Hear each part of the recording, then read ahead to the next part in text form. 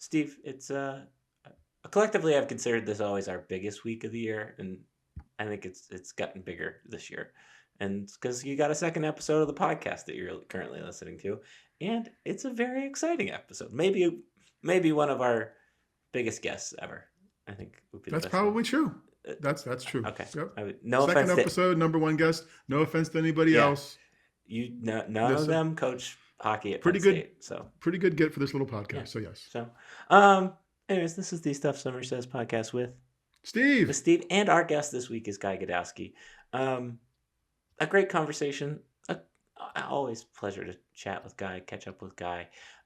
Take a listen to that, and we'll be back after that. Steve, again, booking agent, getting tripled his salary this week. That dude needs a raise. I'm telling you. This week we are joined by Penn State men's hockey coach, Mr. Guy Gadowsky. Guy, how are you? I'm good. Good. Summer's over, but I'm good. How about you guys? Good. Great. I mean, summer's over isn't a bad thing because it means you're a little closer to hockey season, so that's not terrible, right? It's true, but here, I mean, in Happy Valley, the summers are so beautiful. That's true. They That's are. true. It's so beautiful. It's tough to say goodbye to them. That's true. That's fair. Summer is the best time in state college. All right. So we tend to focus on the sports media aspect of kind of Penn State coverage and everything that goes on. So I want to start there with you. What is your relationship like with the media that covers your team? I mean, I feel it's good. It's funny. I think my first job as a head coach was at a roller hockey team in Oklahoma. And they had a Central Hockey League team that used to draw like 10,000 people. And the head coach, he just came to welcome me, and I talked to him, and he said, look, let me give you some advice with these media. He goes, really, all you have to do is be honest. And if you're honest, like, they will respect you. And so if you don't want to tell them something, if there's something that's off limits, just say, hey, I'd rather not tell you, but don't lie to them. And I've always remembered that. And that's really the only sort of my only philosophy I've ever had with media. And I've found here in State College that I've been honest. And so I feel like they've been 100% honest and fair back with me. How much stuff do you read? How much do you pay attention to it? I mean, obviously, when you're in the midst of a season, you've got X's and O's to worry about. But Well, that's another thing. So that I've seeked some advice on, and if you remember, I guess you've probably heard the statement like don't listen to the noise. It was probably, I think it was quite prevalent here back. It might have Bill O'Brien. I think Coach Franklin uses as well, I believe. But don't listen to the noise, and that's sometimes really easy to do. And I didn't really buy into that until our team started listening some noise from a reporter that wasn't in State College. It was a reporter out of State College. And I remember it really affecting the team. And so I revisited saying, don't listen to the noise. And then I talked to a couple coaches. One was Don Lucia, which you guys would know at the time was head coach of Minnesota. And another was Glenn Gulletson, where at the time he's the head coach of Calgary. He's now an assistant with the Edmonton Oilers. He coached Dallas Stars as well. And he said for various reasons, like you might want to get seduced into reading, there's people that that make you feel good, and you read that, but he said it's actually really, really smart to stay away from all of it. And I try. Now, that being said, John Hanna, who's a very good SID, does a great job with communications and Stratcom. He will tell me if there's something really interesting that he knows I'd be interested in, then I do it. But I typically really try not to, because you can get caught up in things and start forming, decisions based on other people's information. And I try not to do that.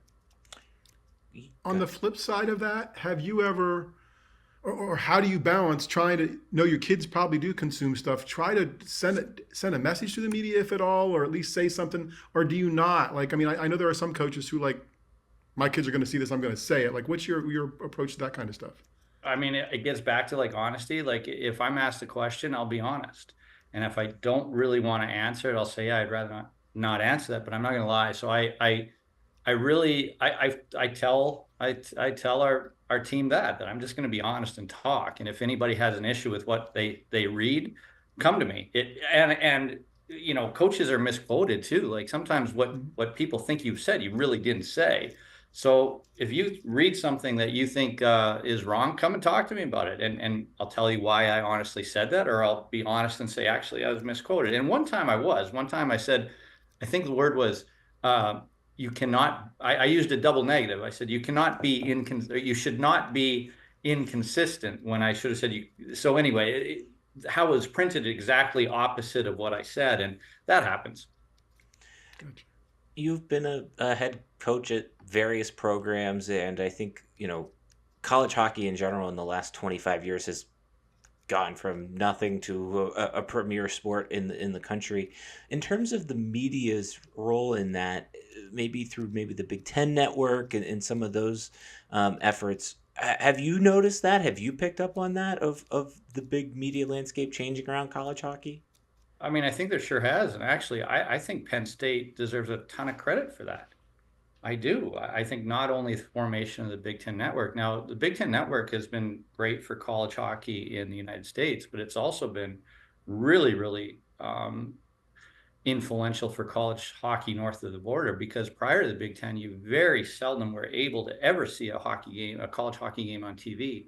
And there, major junior is the main path that's really pushed. And I think the Big Ten deserves a lot of credit for exactly what you said, like expanding hockey and the profile of hockey. And then also, if you look at the league itself, obviously the games at Pagula are absolutely off the hook and just really fun to watch. But also, you look at all the teams in our league, it's a really great league with really exciting hockey and excellent buildings. So I think that when the Big Ten puts that on TV, I think it resonates with a lot of young hockey players.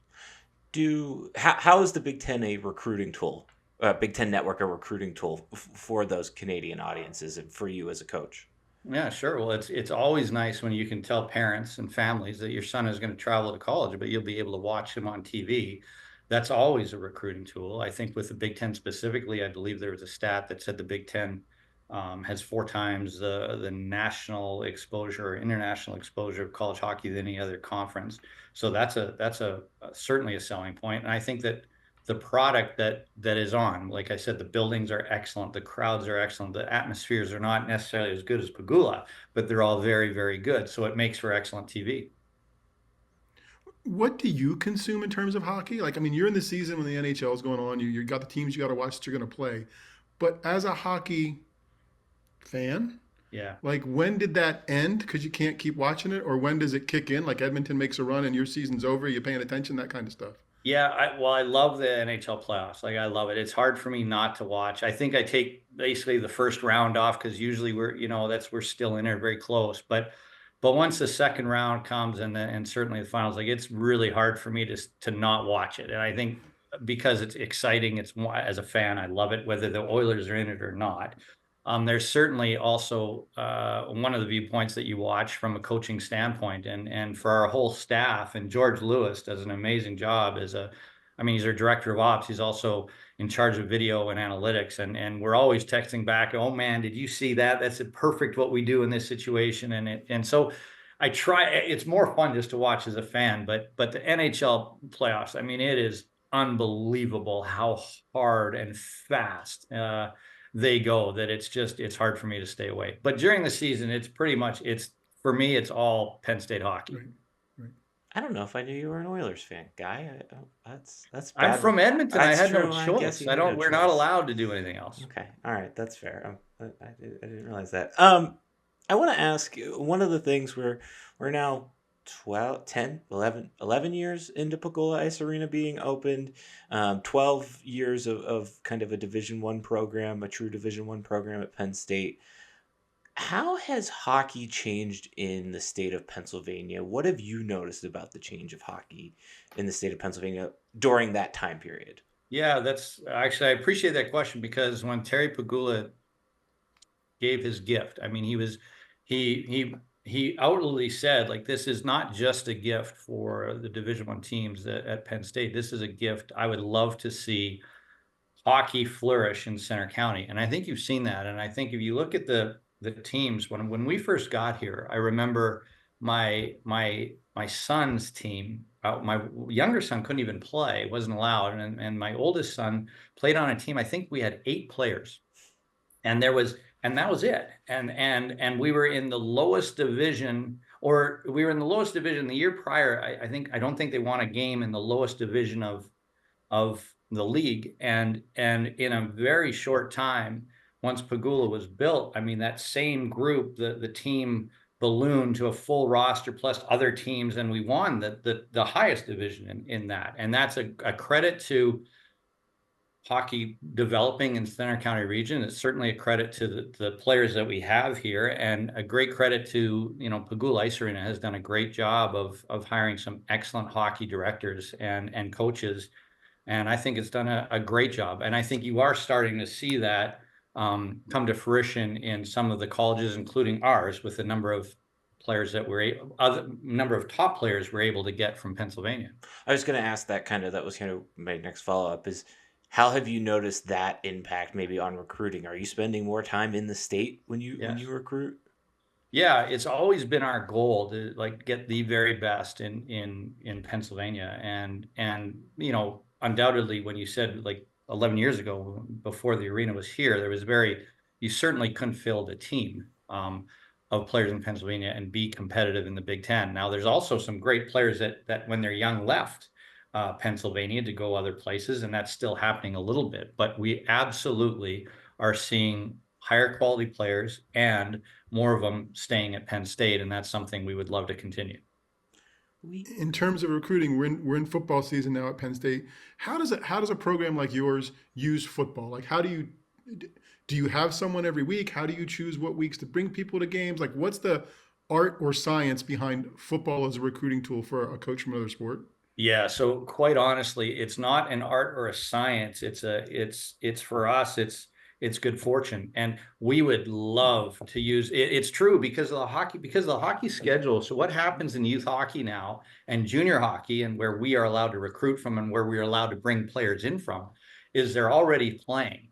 So in September they are already playing. Camps are going, and hockey typically is a weekend, Friday, Saturday schedule. And so junior hockey has flourished as well, and these coaches are getting fired also. So in the past, 20 years ago, we were able to get players to come in for weekend games, and now it's very rare that you're able to do that. So when there is a football game and we're able to get recruits to come in, we take full advantage of it. But it's hit and miss. Trust me, if we could do it, we would do it every weekend. It's so much fun. Number one, I think the staff loves it when we're here and we can go just attend a football game because it's so much fun. But if we can capitalize and show any student athletes it's Penn State. It's so Penn State, and it's so fun, and it's just awesome experience, awesome atmosphere. I think you really feel what Penn State is about. You can show videos and you can talk and you can send clippings as much as you want, but to really feel Penn State, if you're able to do that, tailgate and go to a football game, it's fantastic. What does a stereotypical or maybe prototypical Penn State hockey recruit look like under Guy Gadowsky? We asked Erica Walsh a similar question when we had her. Sure. Number one, we hope he's extremely competitive. And we hope that he's going to really match what Penn State is about. I really do think Penn State is unique in terms of the student body, in terms of the ownership that they have in their own experience. Penn State students create an incredible experience. They just don't show up and expect someone to do that for them. And the term it's not quite work ethic, but it is. It's a work ethic and ownership in your experience. So what I mean is, we want students that want to come and really be accountable for their own experience, not expect everybody to do things for them, but really want to make an experience and want to take, really drink everything up. So number one, we would hope that they'd be ultra competitive. Number two, they would have that work ethic and accountability to really be responsible for their own experience. I think that's really important. And it is Penn State hockey, so we also hope that they play offense and love to score goals. Maybe shoot, a couple 50 times a game type thing. Exactly. Yeah. Yeah, that's it. It's interesting to hear you say that. I think one of the other questions that maybe you didn't say there, and maybe it hasn't crept into hockey as much, but it's a factor, is NIL. How does that kind of started playing into Penn State hockey's recruiting pitch? Well, it started, but I think that the one thing that we've been adamant all along, and we've had really a lot of input from alumni. We've had a lot of great input from alumni's parents, fathers, and one of the, I think the greatest thing about Penn State, one thing that I think is a real, if you ask our alumni, they feel so strongly about the culture of the team and the experience that they had. They love it. They truly love it. And so whatever we were going to do with NIL, we made a pact that it was not going to take away from the culture of our team. If we could use NIL to enhance the culture, we were going to do that. So that's what we're in the process of doing. And we want to use NIL for the good of everybody, not just, we want to enhance the culture. So that I think is a little easier said than done. It's not just an automatic. So this is still a work in progress, but that is our goal. And that's what we're adamant to do. How has that landscape changed among other programs? Like, it's one thing for that to be your culture. What do you got to worry about what other people are doing in terms of you trying to run your game?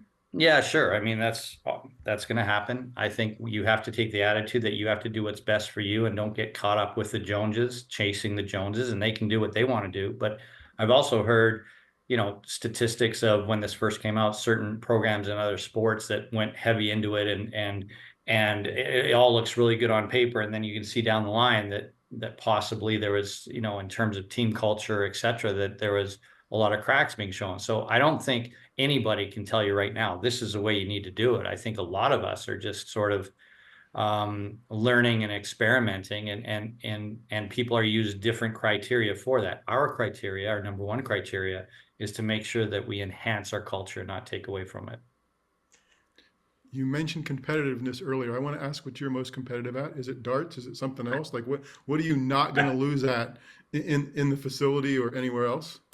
I mean, I would like to think that everything that you see in down in our locker room area, that everybody is going to compete extremely hard at it. I think that you've mentioned too that I love. I hope that's not it. I hope I'm competitive a few other things, but those are darts and ping pong. I think are awesome locker room sports, and I would like to think that I can hold my own. Okay, all right, sure. That's fair. That's fair. It's a Friday or a Saturday night in December, or maybe February, January, somewhere in there. And again, 11 years into this, has Pegula lost its shine, lost its shimmer? Oh my God, no. And it's so funny because that was something that early on we were told about. We were said, there's really, people said, well, enjoy it now because you got the new car smell and it's going to be full and it's going to be great. But in a few years, that's all going to go away. So enjoy it now. And it was at a time where obviously we're brand new and we had to play in the Big Ten. And so there were struggles elsewhere, but they would say, hey, but enjoy it. You got the new car smell. Well, last year we set 3 attendance records. The students at the Roar Zone have been awesome from day one. Actually, let me put it this way. From day one, they were very, very good. And they've just gotten better every year. And now they are awesome. They are the best student section in college hockey. It is the best atmosphere in college hockey. It truly is. I've played or coached all around the country, and it is the best. And no, it has not lost its shine at all. In fact, for us to set 3 attendance records last year is incredible. And I think I can attest, you go around Pegula, it looks beautiful. I mean, I hear that all the time. For parents, recruits, or even fans from other teams that come into Pegula, like, man, like, how old is this? This is beautiful. It looks brand new. They've done an amazing job. That's cool. Talked home games in Pegula, and Darian kind of joked about the schedule booker for us doing pretty well. I'm curious about the schedule maker for you. He's kind of either ambitious or challenging, right? You're going to Alaska this year. You're playing in DC against Army, and you got Wrigley Field. So what were you looking to have accomplished in those things, and what are you excited about? There was a conversation with George Lewis specifically about one of the things that I think we want to do is get a little, as we've gotten more skilled, I think it's maybe safe to say we've gotten a little less tough, and we want to get back to getting both, and we really want to get tough, and part of that is mental toughness. And we open up with a tough travel to Alaska, and then we come back and then play a single at Quinnipiac, which is a very, very good opponent. And so we talked about it, and did we want to do that? And George's point was, you know what? Well, we're going to get mentally tough. This is a great opportunity to do it. And so that's partly why we did it. And then the opportunity to play at DC against Army, which is in conjunction with the Army-Navy football game, I think is going to be an awesome, awesome experience. And then obviously Wrigley Field outdoor game. It's an experience. Let's put it that way. I didn't mention Quinnipiac. Do you get a return on that the following year? We will get a return on it at some point, yes. Okay, cool. I'm curious, the Big Ten, the entire conference, football, basketball, it's expanded now to the West Coast. I'm curious if anybody has hit up Guy Gadowsky for any tips on travel, kind of far travel, getting your team ready for far distances that some of these teams have to do. Well, we do have, the athletics department at Penn State is awesome. And we do have, I hope this is okay. Do you hear my dog? No, we're good. We're a dog-friendly podcast. And this is there's usually Darian's dog. I was thinking, oh man. Wait, what's its name and what kind of dog is it? Yeah. It's a pug, and I don't know why she's going nuts right now. Her name's Noelle, and I just don't know why she's going nuts. So my apologies. No, you're good. So we have people employed at Penn State Athletics Department that their job is to make sure they know that stuff. And I do have experience from coaching in Alaska and having to travel 4 time zones. And so it is an art to it. I mean, it's not just, you definitely want to have a plan going into it, but fortunately we have much more educated people than me. So I think a lot of those questions are directed at him and not myself. Okay. That's fair. Last, go ahead, Steve. I have a stay-at-home Pagula question, and this is partially a story. Yeah.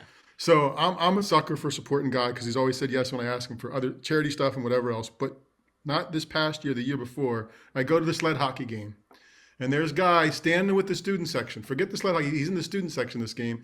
And they're doing their cheer, and he is bouncing up and down with them and moving left and right with them, which to me is the quintessential get involved, be a part of it. So thank you for doing that and being that. But could you explain how important the sled hockey is to you and the program in general? Man, is it great. It is so great. Boy, I wish I could take some credit for it, but I can't. I can tell you what I contributed was to tell Dylan Rugas that if you really think you can pull it off, go ahead. That's pretty much what I contributed because a number of players came to, and I would go to the practices. The sled hockey team would have practices, and it's fun, and they're a great, really fun group of competitors, and they give it to me hard. It's competitive and it's fun. It's just fun. So that's why I would go. And some of the other players started coming and having the same fun. And then that's when Dylan came up and said, hey, they don't play games. Why can't, wouldn't it be cool if we played a game against them in front of the Roar Zone? And that's when I was like, yeah, sure. Whatever. Go ahead. Go for it. That's pretty much what I contributed. And Dylan ran with it. And I just love what's been accomplished because it's been a real catalyst for that program has grown. They're going to have 2 teams this year. They have grown so quickly and so well. And Dylan has raised a lot of money for them, which isn't insignificant. It is, but by far, there's 2 things that I just love. One, the atmosphere of that game is awesome. Awesome. It's so fun. It's great. And then the other thing about it is Dylan got every single player, 100% participation, whether they're playing, coaching, reffing, usher in the stands, PA system, running the music. Everybody does something and they really enjoy it. And it's been just a great experience. I love it. I just truly love it. I feel so blessed to be a part of it. It's just been a wonderful, wonderful thing for our program. It's always my favorite highlight to see Guy just either in gear out there, participating, taking part, or as Steve mentioned, up in the stands. It's very enjoyable to watch. All right, it's Guy. Awesome. It's a lot of fun. It truly is. You're a Penn Stater, so we can't let you off the podcast without asking our Penn Stater question. You walk into the creamery. What's your go-to flavor? Peachy Paterno. Always has been. Yeah. We need to keep a scorecard because I think Peachy Paterno. This is probably the third or fourth time this season already. Maybe we can get an intern to do that for Yeah, us. Go back and that listen would to be the a good episodes. idea. That would be a good idea. It really is just it's so good. It's so good, and my daughter really likes it too. So it's really good. Okay. All right. Season starts when, all of that type of stuff. Anything else you want to let people know about the year coming up?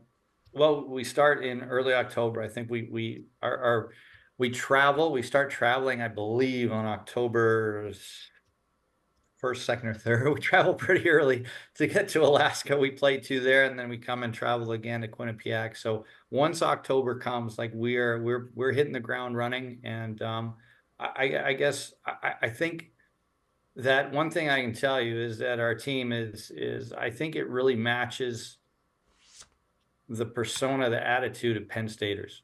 I really do. And I think that's sort of been the plan. Is not necessarily been a conscious plan to do that, but it really has evolved that way. And as the question before about what do we look for, I think this is a team that, from a little bit of grit and toughness, and I think Penn Staters will gravitate to the type of team they are. So that's something I'm really looking forward to watch. All right. Well, thank you for joining us, Guy. Thank you very much for having me. Steve, a couple things stood out to me there. Number one, I think the main thing that was interesting was the accidental kind of creation of a Penn State hockey team that represents Penn State, because I do think that there is something that, like,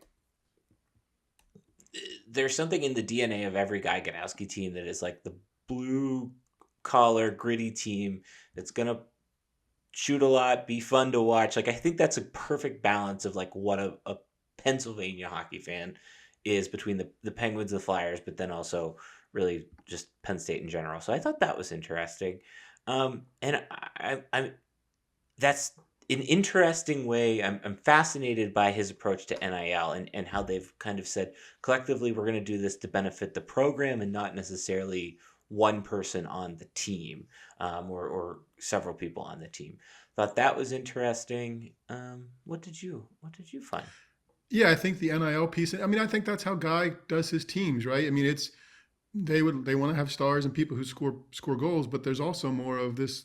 We as a team can do this. You know, the sum is greater, the parts are greater than the sum of the total, whatever that is, right? Like, and that's how he approaches it.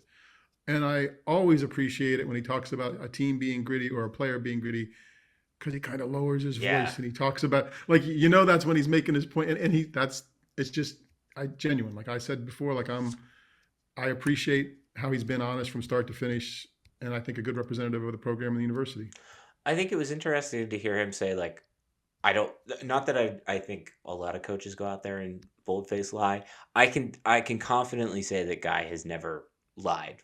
At any time you would ask him a question, and he was correct. Like, I can hear him saying, I'm not going to answer that right now because I don't have a solid enough answer for you. Like, I think that's an interesting approach as to maybe making something up, or I think that's a strong approach as opposed to making something up, or maybe, just saying something and then kind of accidentally creating a fire without creating a fire. Yeah, I agree. Those are the ends that it could be. The other thing he does very well, and I think he did it more last season, or he does it when the team is struggling. He's good at word salads sometimes. Like, he'll say a lot, right? Yeah. And you go back and listen to it, you're like, he didn't say anything, right? Like, he does a great job, not lying, not whatever, just saying this is about the program. We're looking at what we learned from that situation, blah blah blah. And when you're done, you're like, oh, that sounds really interesting. And then when you go back and listen to it, you're like, oh, I'll be damned. He didn't say anything. Yeah.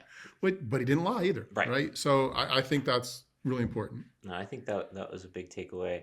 I think it's like I said, obviously a ton of respect for Guy, and I think the main thing that he talked a little bit there is, like, he knows his place on Penn State's campus and knows the important part that, like, even though he has probably relatively a smaller beat and maybe not the always consistently long, like, tenured beat writers like football does, or even basketball might, he knows that it plays an important part in kind of who the program is. The Big Ten Network thing was by far the most interesting. Now that I think about that interview, and I think his audience is right. Yeah, He talked about the alumni, like, and who they are and the families. Like, I think that he knows who those audiences are that matter for the program more than anything else. So, okay. No, he does a good job. I'm looking forward to their season. All right. Well, that's this week's second episode. You can listen to our other week's episode came out earlier in the week. It's very confusing because we're actually recording this episode first, so time is just a flat circle right now. So I'm just going to wrap up the podcast by saying this. 5 stars, thumbs up. Thank you to Guy for joining us. Subscribe. My email, we have a blog. It's called stuffsummersays.com. On that blog, there's a section called With Steve. I've got an email. Mine's Darian at stuffsummersays.com. Steve's is Steve at stuffsummersays.com. And then we've got Twitter handles. Mine's at stuffsummersays. Steve's is at Steve Sampson. Look at that. See ya. Bye-bye.